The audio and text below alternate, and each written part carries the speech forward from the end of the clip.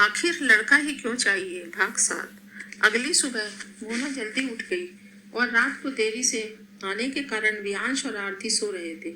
मोना ने सबके लिए नाश्ते में आलू के पराठे बना लिए और देखते ही देखते 9 बज गए। वह सोचने लगी कि वियांश का दफ्तर का समय हो गया है। लगता है आज आंख नहीं खुली दोनों की। मैं ही जाकर जगा देती हूँ। मोना जाकर वियांश के कमरे का दरवाजा खटखटाने लगी तो वियांश और आरती की आंख खुल गई। आरती नींद खराब होने से झल्लाते हुए बोली, वियांश देखो ना, तुम्हारी माँ ने सुबह सुबह घर सर पर क्यों उठा रखा है। अब यह चैन से सोने भी नहीं देंगी क्या हमें। एक दिन जरा लेट क्या हो गए, शोर मचा दिया। जाओ जाकर देखो, मुझे बहुत नींद आ रही है। आरती नींद में बोलते हुए सो गई। वियांश ने उबासियां लेते हुए दरवाजा खोला तो मोना सामने खड़ी थी। वह नींद खराब होने की वजह से चिड़चिड़ाते हुए बोला, क्या है माँ, क्यों सुबह सुबह दरवाजा पीट रही हो, सारी नींद खराब कर दी। बेटा 9 बज गए हैं, दफ्तर नहीं जाएगा क्या। आज तेरा कोई जरूरी काम था इसीलिए जगाने आई थी। मोना ने अपनी सफाई देते हुए कहा। आंखें मसलते हुए वियांश बोला कि हाँ मुझे याद है माँ, मैं उठ रहा था खुद ही, पर आपने ऐसे शोर मचाकर सारा मूड खराब कर दिया। आरती की नींद और खराब हो गई। अब मेरे लिए नाश्ता बना दो, मैं आता हूँ। तैयार होकर वियांश ने इतने बुरे तरीके से कहा कि मोना के मन को उसके शब्दों से ज्यादा उसका लहजा तकलीफ दे गया। वह चुपचाप वहां से चली गई। वियांश तैयार होकर आया और मोना ने उसे नाश्ता परोसा। वियांश अपना टिफिन लेकर चला गया। उसे एक पल के लिए भी एहसास नहीं हुआ कि मोना के मन को कितनी ठेस पहुंची है। मोना ने भी नाश्ता कर लिया। दोपहर हो चली तब आरती उठकर कमरे से बाहर आई और बोली, माँ 1 गिलास नींबू पानी देना, मेरा सिर घूम रहा है। मोना समझ गई कि जरूर इसने शराब पी है रात को, तभी इतने ज्यादा सोई है और अब चक्कर भी आ रहे हैं। मोना ने उसे नींबू पानी बनाकर दिया। आरती नींबू पानी पीकर नहाने चली गई ताकि नशा उतर जाए। उसके आते ही मोना ने पूछा, आरती बेटा, तुम रात को शराब पीकर घर आई थी।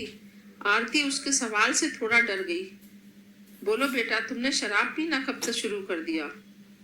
नहीं माँ, मेरा सिर बहुत दर्द कर रहा है। खाने में क्या बनाया है आपने। छोले और चावल और रोटी है, लगा दूं तेरा खाना।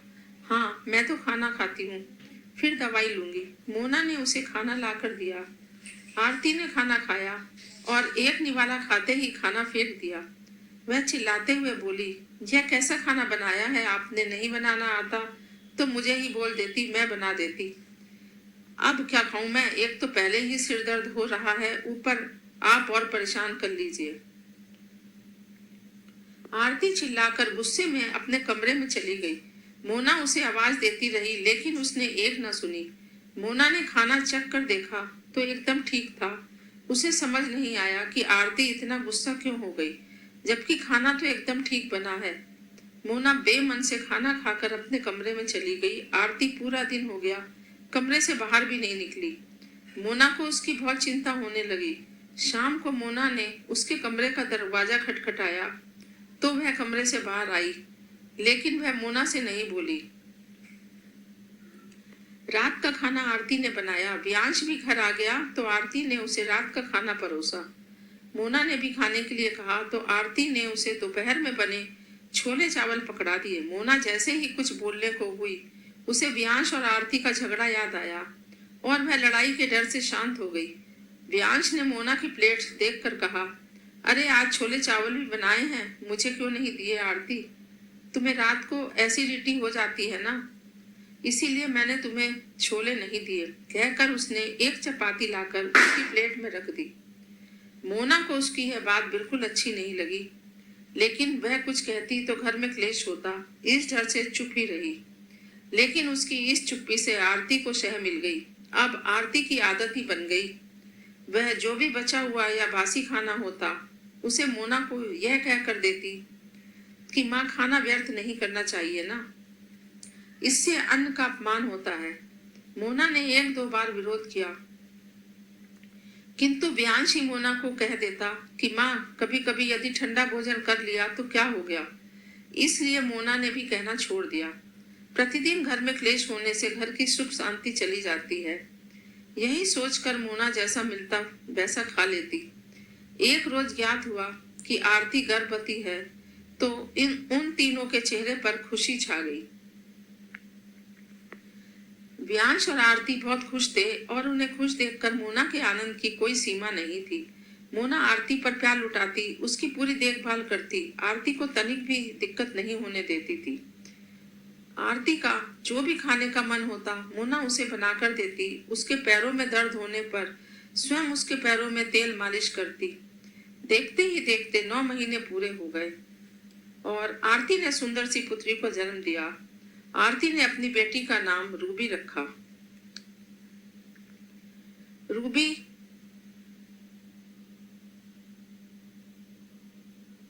के जन्म के पश्चात मोना ने आरती और रूबी दोनों की बहुत अधिक देखभाल की। वह आरती को बिस्तर से नीचे कदम भी नहीं रखने देती। घर के काम के साथ साथ रूबी को भी मोना संभालती। मोना रूबी को देखकर फूली नहीं समाती। उस नन्ही सी जान ने मोना के झुके से कंधों में भी जान डाल दी। मोना के जीवन में बेटी की कमी उसकी सास की बदौलत आई थी, वह उसकी पोती ने पूरी कर दी। मोना उस पर अपनी सारी ममता लुटाती रही। डिलीवरी के कुछ समय बाद आरती ने अब अपनी जिम्मेदारियों को संभाल लिया। खाना बनाने की जिम्मेदारी अब आरती पर थी और माँ रूबी को संभालती। रूबी के साथ मोना को भी वक्त का कुछ पता नहीं रहता। दोनों दादी पोती अपनी अलग ही भाषा में बात करते थे। मोना रूबी को देखकर व्यांश के बचपन के किस्से आरती को सुनाती थी। घर में सभी प्रसन्नता पूर्वक रहने लगे। समय पंख लगाकर बड़ी तेजी से उड़ गया और रूबी 9 साल की हो गई। वह इतनी जल्दी बड़ी हो गई जैसे शुक्ल पक्ष का चंद्रमा बढ़ता है। रूबी अपने नाम के ही अनुरूप बहुत ही सुंदर, मनमोहक और प्यारी सी थी। उसकी शरारती बातें, चंचलता और चुलबुलाहट इतनी ज्यादा थी कि वह किसी का भी मन मोह लेती थी। वह अधिकतर समय अपनी दादी के पास रही, इसीलिए उसे सबसे अधिक लगाव भी मोना से ही था। रूबी अपनी दादी से इतना प्रेम करती थी कि उन्हें कोई कुछ कहता तो वह सबसे लड़ने को तैयार खड़ी रहती, लेकिन अपनी दादी के साथ दुर्व्यवहार बर्दाश्त नहीं करती। यही हाल मोना का था। वह रूबी को किसी को नहीं डांटने देती। गलती होने पर वह स्वयं रूबी को समझाती, लेकिन किसी को इस आवाज में बात नहीं करने देती। एक रोज रूबी के विद्यालय में माता पिता और शिक्षक की सभा बुलाई गई। रात को सभी साथ खाना खाने बैठे तो रूबी कहने लगी, दादी कल मेरे स्कूल में पेरेंट्स को बुलाया है, तो क्या आप चलेंगे मेरे साथ? पेरेंट्स को बुलाया है बच्चा, ग्रैंड पेरेंट्स को नहीं। मैं जानती हूँ पापा, लेकिन आपको तो ऑफिस जाना होता है, तो आप तो आएंगे नहीं मेरे साथ। तुम्हारे पापा ये तो नहीं आ सकते बेटा, मैं तो आ सकती हूँ ना। मैं चलूंगी तुम्हारे साथ स्कूल। ओके माँ, आप चलेंगे मेरे साथ? हा हा हा, आप तो कहीं जाती भी नहीं है, फिर मेरे स्कूल में कैसे चलेंगे? रूबी गलत बात बेटा, माँ से ऐसी बात नहीं करते। माफी मांगो चलो माँ से। रूबी सॉरी माँ, आप ही ने इसे इतना बिगाड़ रखा है माँ, हमें तो कुछ समझती ही नहीं है। यह पता नहीं कौन सी पट्टी पढ़ा रखी है आपने। वह बच्ची है बेटा, जैसा देखेंगे वैसा बोलेगी। ज्यादा इसकी तरफदारी करने की जरूरत नहीं है माँ। यह जो उसकी हरकतें हैं ना, आपसे ही मिली हैं इसे। तुम दोनों सास बहू के झगड़े कभी कब खत्म होंगे या नहीं? आदमी चैन से खाना भी नहीं खा सकता घर में। तुम मुझ पर क्यों चिल्ला रहे हो? अपनी माँ को समझाओ ना, जो हर वक्त मेरी बेटी को अपने साथ लिए फिरती है। तुम्हारी बेटी क्या मेरी कुछ भी नहीं लगती? माँ प्लीज, अब आप यह रोना धोना शुरू मत कीजिए, सारा दिमाग खराब करके रख दिया। चुप कीजिए आप। माँ इतना गुस्सा क्यों कर रही हैं दादी पर? मैं जब भी आपको अपने साथ स्कूल चलने को कहती हूँ तो आप खुद दादी को मेरे साथ भेजते हैं, और आज मैंने दादी को ही बोल दिया तो आप हम दोनों पर इतना गुस्सा करने लगी। Ruby, behave yourself. अपनी मम्मी से कोई ऐसी बात करता है क्या? सॉरी पापा, लेकिन मैं जो बोल रही हूँ वह सच है। आप दोनों के पास कभी मेरे लिए टाइम नहीं होता। दादी ही मुझे स्कूल के लिए तैयार करती हैं, दादी ही मुझे घर पर पढ़ाती हैं, दादी ही मेरे स्कूल में आती हैं। फिर आज माँ इतना गुस्सा क्यों कर रही हैं? मैं कभी माँ से बात करने जाती हूँ, कुछ पूछती हूँ तो वह हमेशा मुझे या तो डांट देती हैं या अपने फोन में अपने पेरेंट्स से बात करने में लगी रहती हैं। माँ हर वक्त मुझ पर बस गुस्सा करती है। रूबी रोते हुए मोना से लिपट गई और मोना कहने लगी, तुम दोनों में इतनी भी समझ नहीं है कि छोटे बच्चों के सामने कैसे पेश आना चाहिए। क्या इज्जत रहेगी बच्चों के मन में बड़ों के लिए, क्या असर पड़ेगा उसके कोमल मन पर। कुछ तो लिहाज किया होता इसकी उम्र का। मोना आज पहली बार गुस्से में बोली और रूबी को चुप करने लगी। व्यांश ने अपनी नजरें झुका ली। मोना की बातें और उसकी रूबी से नजदीकियां आरती के दिल में शूल की तरह चुभने लगी। उसे लगा जैसे मोना उसकी बेटी को उससे दूर कर रही है। वह अपनी कमी को सुधारने की बजाय मोना को दोषी मान बैठी। आरती ने गुस्से में रूबी का हाथ पकड़कर मोना से दूर कर अपनी ओर खींचा और रोती हुई रूबी को लगभग खींचते हुए उसके कमरे में ले गई और दरवाजा बंद कर लिया। आरती बहुत गुस्से में थी और रूबी रोते हुए बार बार बोल रही थी, माँ छोड़िए मुझे प्लीज, माँ बहुत दर्द हो रहा है, प्लीज छोड़िए ना माँ। आरती उस पर बरसते हुए बोली, दर्द हो रहा है तुझे? अब हाँ, बाहर तो बड़ी कच्ची सी जबान चल रही थी तेरी, दादी की बड़ी चमची बन रही थी बाहर। तो अब बताती हूँ तुझे मैं, आज तेरी अकल ठिकाने लगाती हूँ। दादी दादी कहना भूल जाएगी आज। ज्यादा सिर पर चढ़ा रखा है माँ ने तुझे, आज मैं तुझे लाइन पर लाती हूँ। इतना कहते ही आरती ने एक तमाचा रूबी के नाजुक से गाल पर जड़ दिया। क्रोध में वह इतनी पागल हो गई कि अपनी ही बेटी पर हाथ उठाने में एक पल के लिए भी उसका हाथ नहीं कांपा। आरती उस पर चिल्लाते हुए बोली, आज के बाद मुझे अपनी दादी के साथ नजर भी आई ना तो एक और थप्पड़ लगेगा, समझी? खबरदार, जो उनके पास भी गई बिगाड़ कर रख दिया है। खुद तो बच्चे संभालने नहीं आते और मुझे ज्ञान देने चली है। आरती पैर पटकते हुए गुस्से में उसके कमरे से चली गई और जाकर अपने कमरे में बैठ गई।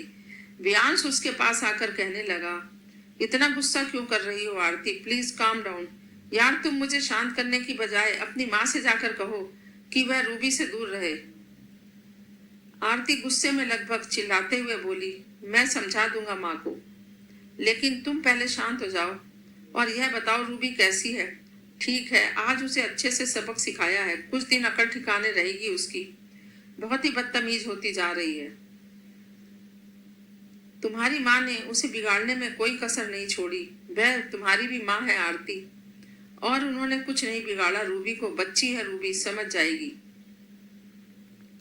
जैसे जैसे बड़ी होगी, अगर तुम यहाँ अपनी माँ की वकालत करने आए हो ना तो मुझे कुछ भी नहीं सुनना। रूबी अब से उनके पास नहीं रहेगी, मेरी बेटी है, मैं खुद संभाल लूंगी उसे, समझा देना। अपनी माँ को व्यांश जैसे ही उसके करीब जाने लगा, आरती अपनी जगह पर जाकर सो गई।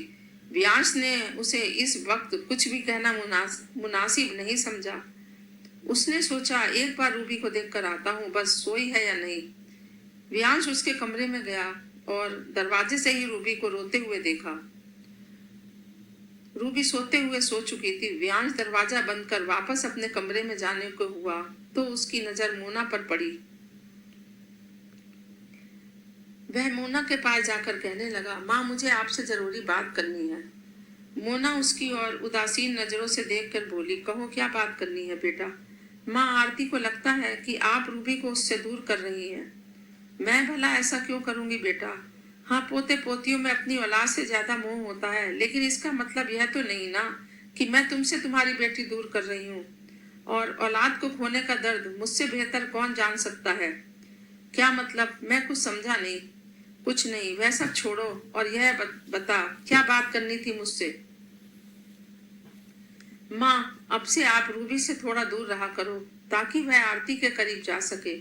कोशिश करना आप भी कि रूबी ज्यादा वक्त आरती के साथ गुजारे, आपके साथ नहीं। व्यांश की बातें सुनकर मोना को गहरा धक्का लगा। व्यांश अपनी बात कहकर जाने लगा। तुम मोना, उसे पीछे से टोकते हुए बोली, तुझे भी यही लगता है क्या बेटा कि मैं रूबी को तुमसे दूर कर रही हूँ? मैं कुछ नहीं जानता बस। व्यांश इतना कहकर अपने कमरे में चला गया और मोना की आंखों से आंसू झरने लगे। व्यांश कब इतना बदल गया उसे पता ही नहीं लगा। उसे आरती के अलावा कुछ दिखाई नहीं देता, ना अपनी माँ और ना ही अपनी बेटी। मोना आहें भरते हुए लेटी रही और पूरी रात यूं ही गुजर गई। शेष कहानी अगले भाग में। धन्यवाद। कृपया मेरे चैनल को लाइक और सब्सक्राइब करके बेल आइकन का बटन अवश्य दबाएं।